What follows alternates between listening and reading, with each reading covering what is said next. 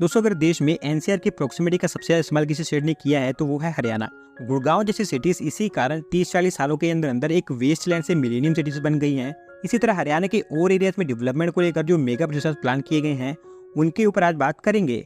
तो चलिए शुरू करते हैं। पहले है गुरुग्राम ग्लोबल सिटी। दोस्तों, जैसे नोएडा की ग्रोथ के कारण धीरे धीरे ग्रेटर नोएडा, येडा सिटी इनको डेवलप किया जा रहा है, वैसे ही गुड़गांव के ग्रोथ को देखते हुए एक ग्लोबल सिटी को डेवलप किया जाना है, जो वैसे पार्ट होगी गुड़गांव का ही। दुबई के बिजनेस बे जो कि एक बिजनेस डिस्ट्रिक्ट है, उसी के मॉडल पर यह आधारित होगी। गुड़गांव में द्वारका एक्सप्रेसवे के पास sector 36B, 37A and 37B में इसे बनाया जा रहा है, जो फैली होगी 1000 एकड़ के एरिया में। 550 एकड़ एरिया का इस्तेमाल होगा इंफ्रास्ट्रक्चर डेवलपमेंट के लिए, जिसमें धुलेरा की तरह underground utility facilities, roads, sewerage network, fire fighting services और दूसरी जो बेसिक अमेनिटीज होते हैं वो बनकर तैयार होंगी।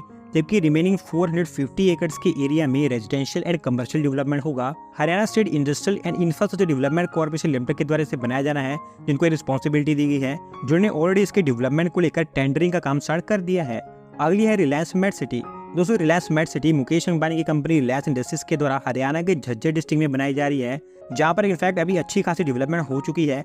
टोटल 8250 एकड़ के एरिया में से बनाया जा रहा है, जहां पर फिलहाल फेज 1 में 2100 एकड़ का एरिया डेवलप हो रहा है और इसमें से भी 600 एकड़ का एरिया डेवलप हो चुका है, जहां पर इंफ्रास्ट्रक्चर भी तैयार है, कंपनीज वहां पर भी इन्वेस्ट कर रही हैं और तो भी काफ़ी बेहतर ढंग से इसको डेवलप किया जा रहा है। तो इसे नॉर्थ इंडिया की पहली IGBC gold certified green rating दी गई है। यहाँ पर जैसे कि मैंने आपको बताया कि मोस्ट ऑफ द इंफ्रास्ट्रक्चर बनकर तैयार हो गया है, अभी कंपनीज ने यहाँ पर इन्वेस्टमेंट करनी स्टार्ट कर दी है। अगली है हरियाणा ऑर्बिटल रेल कॉरिडोर। दोस्तों, हरियाणा ऑर्बिटल रेल कॉरिडोर एक अंडर कंस्ट्रक्शन 121.7 किलोमीटर लंबी ट्विन ट्रैक रेल लाइन है, जिसको वेस्टर्न पेरिफेरल एक्सप्रेसवे के अलोंग बनाया जा रहा है। ये देश की उन गिनी चुनी रेल लाइन्स में होगी जहां पर ट्रेन 160 किलोमीटर पर आवर की स्पीड से ऑपरेट हो पाएंगी। गवर्नमेंट ऑफ हरियाणा और हमारी रेलवेज दोनों के द्वारा कोलैबोरेशन या फिर जॉइंट वेंचर फॉर्म कर इसको बनाया जा रहा है, जो मिलकर 5000 करोड़ रुपीस के डेवलपमेंट के ऊपर स्पेंड करेंगे। सोनीपत से चलकर खारखोड़ा, बादली, मानेसर और IMT सोना होते हुए पलवल में जाकर ये टर्मिनेट होगी। एक बार जब ये बन जाएगी तो डेली 20,000 से ज़्यादा लोग इसका इस्तेमाल कर पाएंगे।